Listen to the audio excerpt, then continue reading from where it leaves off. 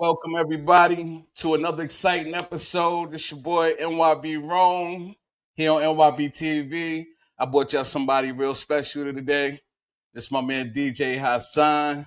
DJ HASSAN, can you introduce yourself to the people and let the people Absolutely, know? absolutely. Thanks for having me, man. It's your man DJ Hassan, Buffalo born and bred, and just glad to be here, man, and glad people tuning in and checking out what's going on. Oh man, it's a beautiful thing, man. And yeah, Uh-huh. you know what I'm saying? Like I said, I got a legend in the house today, man. Absolutely. Word. What made you want to become a DJ, Hassan? So back when I first started, man, it started off as a hobby. And there was a lot of people in my neighborhood that was DJs. And I used to grow up watching some of the old legends like, Kid Cole, DJ JR, Warlock. I mean, the list just goes on and on. Big Pete and Worm, Montana Crew, Oh man. Slick Mike, even back in the day. So I came up watching a lot of old school DJs, and it started off as something fun to do. That's what made me want to get into it. Okay. Okay. And how long have you been DJing? So I've been DJing, and I'm glad you asked that question because there's a difference between DJing and being a professional DJ. So to answer your first question is I've been DJing over 35 years. Wow. hmm Okay. but it's a difference. And if you want me to elaborate, I'll go into Yes. it. Go into it. Go into it. So professional DJ, I turned professional about 25 years ago. And for those of the people that's out there that don't know, because it's a difference between being a professional and acting professional. Anybody with some turntables can show up at an event and act professional, right? That's what you're Okay. supposed to be. But Right. in my opinion, when you turn professional, that's when you have to carry DJ insurance. That's when you start. Mm. That's when you start getting paid uh, through W-9s, and you got corporations paying you, and you carry your DJ insurance, and you pay taxes as a DJ. You filed your DBA. Now Okay. you are a professional mobile DJ, and in my opinion, so that on that side of it, that has been 25 years. Wow. I never knew that there was a difference. But yeah, man, I didn't know DJ gets that, that deep, man. I had no clue. Mm-hmm. Yes, Wow. indeed. Yes, indeed. Do you prefer the digital era of DJing or do you miss the vinyl era? So there's a two-part answer to that. So the answer to the question is I like the new digital era now Okay. because the digital era now allows me to do 2 and 3 gigs in one day, right? Back in the day when I first started DJing the IPEs and the poor man's palace in the late 80s and Ah, great 90s, days, man. right? In the late days and early 90s, I could Yes. only DJ 1 gig because I had 5, 6 crates of records. I had Right. 2 turntables. I had big old speakers, right? So Right. I was 1 gig and done, you know? Yeah. Now, Yeah. with this digital era, I grab my book bag and my laptop controller, and I'm going from And you gig good to to gig go. to gig. Absolutely. So yeah, but Understandable. from a skill set, Yeah. if you have the right digital controller and you work it, like I use the Pioneer Rev 7 because of what I seen DJ Jazzy Jeff using. Okay. And DJ Jazzy Jeff works the Pioneer Rev 7 like he would work turntables. And so Crazy. to me, I make those digital, like you see these 12s right here, I make those digital controllers sound just like these. So you can still mix it up and get busy on them joints too. Absolutely. Absolutely. Okay. Absolutely. Okay. Where was your most favorite place to purchase the vinyl when you was buying all the vinyl records? So back it's so funny. So back in the day, um, me and remember DJ Sid from New Style Records on Bailey? Yes, sir. I remember Sid. So so we used to go to Brooklyn, Shout out, rest in peace to Mr. C. We used to go to Brooklyn. It was called Beach Street Records on Fulton Boulevard in Brooklyn. Okay. And that's where we bought our vinyl from. And then in Buffalo, the record theater had a place underground, underneath the record theater on Main Street. Wow. Right? We had a spot there that we used to go to. And then there was this spot, old school DJs know what I'm talking about. So I hope y'all paying attention because they're going to remember this. And then back in the day, we used to go to a place called Apollo Records on Elmwood. This dude named Gary. I don't even know if Gary's still I remember that. Yep, but we used to go to Apollo Records and Gary would bust us over the head for those 12-inch singles. But Gary had those singles that we couldn't get at other spots. So before we used to go to Beach Street in Brooklyn, those were the 3 spots in Buffalo that we used to get vinyl from. Okay. As the DJ, was it always a goal of yours to become a radio personality? And how did that opportunity come about for you? Yeah, no, it was not. I had never ever thought of becoming a radio personality, but that's crazy. But this is what happened. So I had grinded my name locally in these streets for so long, yes, sir, that the radio came and got me, believe it or not. Remember DT, Late Night Noise? Dwayne, yep, my man. So I was hired by a program director named Skip Dillard, who has moved on to bigger. He's big time in New York City now. So it's a funny story how I got hired as a radio personality. But to answer your question, so Skip was like, "Yo, we got to get DJ Hassan on the air. We got to make him an employee." And I started on the employee. I wasn't even a DJ on the radio for real. I started as an overnight board operator. Wow. Yep. BLK, the program. So the Skip Dillard who hired me at BLK, he hired me and left. So when the new person came on that took Skip Dillard's spot, they didn't know I was a DJ. BLK did not know that I can actually mix and talk on the radio because I had to work my way up to that spot on radio. Gotcha. I was at BLK for 22 years. I had to work my way up to on air. I did a lot of behind the scenes stuff because when the person that hired me, he left. Skip Dillard left. The new people did not know that I was a DJ. Wow. So that was like, yeah, perfect timing, kind of like. Yep. Wow. Mm-hmm. Being a DJ, what would you say was your most memorable party that you remember DJing? I had so many.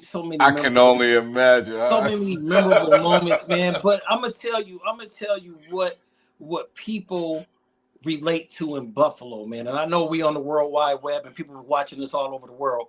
Yes. But what people relate to in Buffalo and what I remember the most is I gotta keep it real. My people from the IPE, Langston Hughes, Maston Armory. Those are some of my most memorable parties. And I'll tell you what, man. There was times, man, when there was lines of people to get into the IPE, man, and Buffalo showed me so much love, man. They treated me like a local celebrity. I used to have to go in through the back door, for real. Crazy. Yeah. Do y'all have any footage of that stuff? Like, I got to get with Mark Fuller, man, because he got the VHS tapes, man. I got to get with Fuller. Definitely.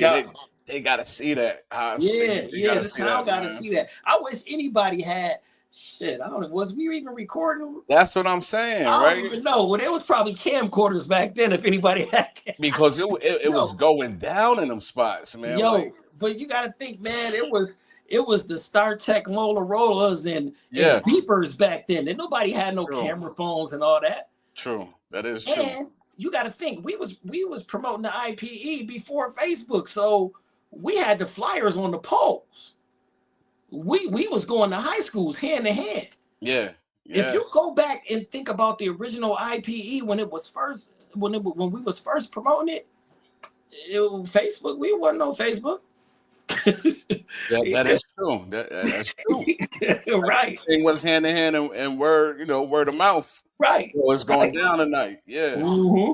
Yep. So yeah, those will be my most memorable moments. Yeah. Okay. Cool. Cool. When did you realize that becoming a DJ can become a career for you? About 25 years ago when I turned professional. Um, when I started sending out invoices and contracts, Hmm. when I did one of my first corporate events, and they said send me a W-9. Now, mind you, I had to Google what the hell a W-9 was, right? So, so I Googled what a W-9 is. I print the form. I'm like, oh, this is a business. And then I said, shoot, let's get me a website.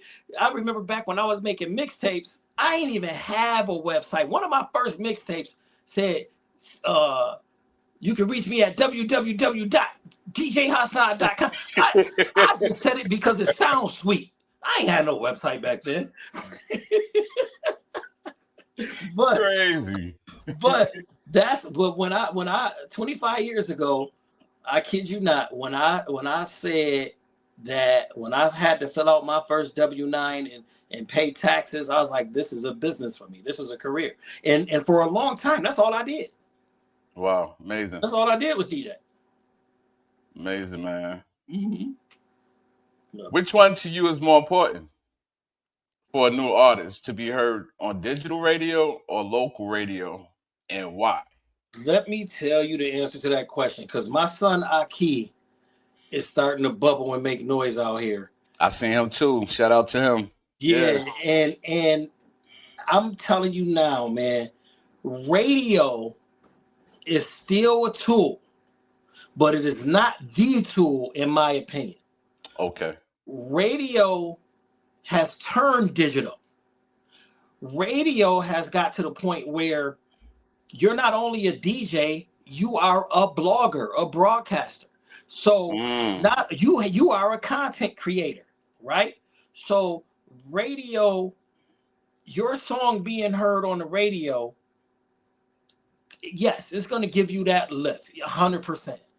But digital streaming, believe it or not, in my opinion, is still bigger than radio. And the reason, and you asked why, and the reason why I say that is because younger people, let's just keep it a buck, is not listening to the radio. They not. They not. They not. They not. Their parents are. Their aunties and uncles are. But if you're a young artist out there right now, and you really want to make it, get your digital, create your content. It's all about content. It's all about content. And it can't just be any content. It has to be meaningful content. And because I'm gonna tell you another thing too. If you get your digital content up, radio will come looking for you. This is true. Back in the day, this is true. You used to have to kick down the doors and go talk to the PDs. And hell, I remember just like payola. You know, it used to be payola back in the day. That's a hush hush thing. I'm retired from radio now, so I can talk. But but what I'm saying is you know, that's why the FCC and all that was involved, man, because DJs was getting paid back. Yeah. Oh yeah. You can't do that no more. Oh yeah, y'all was actually breaking the artists, man. We were breaking the artists and all that. Important. So yeah, so like I said, so the answer to your question is yes, man. Radio is still a key factor, but if you got your digital streams up and you got multi-million views and multi-million followers, radio will find you. Trust me. Okay. Mm-hmm. And what advice would you give young and up and coming DJs today? I would say this, man. How I became successful in the DJ business, and I really feel like I'm successful in the DJ business because I raised my family on just DJing, is be professional. And I said this earlier, not act professional, but be professional in a way where you are on time for your event. If you're doing a wedding, you're dressed for that wedding. And be accountable for what you say you're gonna do. It's in and stay consistent. And stay consistent because I mean everybody is a DJ now, man. You get an iPad and some speakers, you a DJ, right? I'm saying that. Yeah. But what's gonna make you stand out and what's gonna make you still relevant and why people are gonna call you? It has nothing to do with price. It has nothing to do with your skills. It's more so I want this DJ for his accountability and his professionalism and his straight up consistency. He can't miss. That's Gotcha. or he or she, especially if you're a female DJ out there, he or she can't miss. That's the reputation you want. Wise words, man. Wise words, man. I hope y'all young DJs is listening out there. Yeah. Coming from Buffalo, what other DJs around that was considered dope when it came to rocking parties? Like, who really got that, lifted that bar for DJs in the town? Well, I'm gonna tell you because I am a fan of a lot of DJs in Buffalo. I'm gonna be honest with you, man. Buffalo got some of the dopest DJs I heard, and I've been all around the world. Man. Listen, I've been all around the world. Don't get me wrong; these Canadian DJs is dope, and no disrespect to Houston, man, but I did not hear. Oh wait, I heard Tigger Ty, but Ty from Rochester, so he don't count. Okay. But man, there's so many of them, man, that I like, man. So you know the icebergs, the DJ spins, all my friends, man, all my friends out there that I like is they dope. They doing their thing right now. They dope. Yep. So some of my and you know, like I said, I got a big circle of I'll send any of my Buffalo DJs that I mess with to any party, and I'm confident that they're gonna rock out. I can tell you one thing, coming from New York, you know, coming from where the DJs first started, right? When I was a little kid and I was seeing them scratch and stuff like that. Right. When I came to Buffalo and I seen them on them turntables, mixing those records, it's like Buffalo had a whole different level of DJing that was crazy. Right. The scratching was nasty. Yes, sir. Yes, sir. Because I'm gonna tell you something, man. Like that's like I was a battle DJ. Like I really wanted to go to the DMC battle competition. But I started figuring out, hey, this is a business. People don't want to hear all that scratching at their party. This is right. So I just started rocking parties. But if a battle of the DJs jumped off tomorrow, I'm ready. Man, that's what I'm saying. Like I grew up. I respected the DJ, man. Like, and they was mixing records that was fast. Yeah, it wasn't no slow one. No, that's like these records like It's Time, Dance to the Drummer's Beat, all them records crazy. Up here. Yeah. Crazy, guys. Yeah, that right there is probably one of the few things that's lacking in today's era. It's become a lost art. Yeah. It's become a lost art because there's in my, again, this is just my opinion, there's only a few of us left that can still really do that. Right. That has become a lost art. Have you met any young DJs that has some skills? Have you met any? As far as cutting and scratching? Yeah. Shoot, young ones? Not that I met. I mean, Wire, believe it or not. Oh, Wire. But here's the thing, and that's crazy because Wire used to be the young DJ. Now he kind of like a OG in this game now, right? That's what I'm saying. Yeah. And it's not fair because I'm not really out there. It's probably some young dude right now listening. That's crazy. Listening to this podcast, like I'm a light DJ Hassan ass up. he probably licking his chops. That young DJ like, yo, dad, give me your turntables. I'm gonna show Hassan how to get this. But no, but I just they probably out there. I just haven't met them. Yeah, okay. That's fair to say. That's fair to say. Is it difficult to get businesses to help fund hip hop functions today? And if so, why? Because people, believe it or not, is still scared of hip hop. Oh man. They still scared of hip hop. You mean as far as holding events? Yeah. Like if you I just found out the other day a nice venue on Dinges. I think it was called Luna Lounge. They used to hold. I'm hearing about Luna. Yeah, they used to hold nice events there, hip hop events. We was going there. I went to see Hassan there. Well, Aki, let me call him Aki. Aki. I went to see him there. It was a great hip hop venue, but because of people clowning, they had to shut it down. Oh, so it's hard to get venues to fund and support hip hop because of the stigma that comes around it.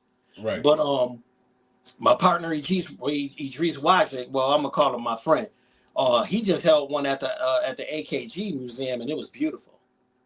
Oh, that's what's up, man. It was beautiful. So yeah, I think that's why though. I think that's why. There's a whole generation coming up underneath us, man, that they got it's about to come back again. So the answer to your question is I think that people are scared, but it's about to come back again. That's what's up, man. And it's like they need that in the town. You know what I'm saying? Like the music. It's just, man, I just wish that they could all just, man, do something and enjoy it, man. And not. Well, I just seen something posted on YouTube just now. It was the Vibe. It was the Vibe Cartel or Vibe Cafe. Vibe Cafe. Vibe Cafe. And it was just a bunch of local hip hop artists getting it popping.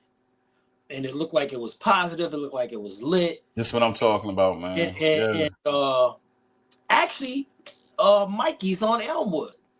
That's where they going. That's where they go. Mikey's on. They go to Mikey's on Elmwood. I visited, and that like that common sense rap. Yeah. That Lost Boys. Ain't nobody in there talking about all this shoot 'em up. I got guns. I got this. I got that. They talking about real hip hop music. So it's a nice vibe there. It's a nice vibe.